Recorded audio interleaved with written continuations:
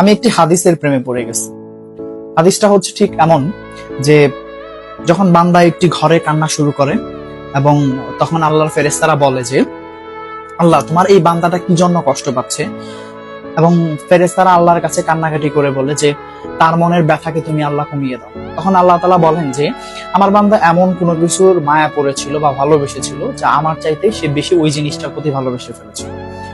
আমি আমার বান্দার কষ্ট আমি বুঝি এবং আমি দুঃখী মানুষের মানে ভগ্ন হৃদয়ের মানুষের খুব কাছাকাছি অবস্থান করি। কত দূর?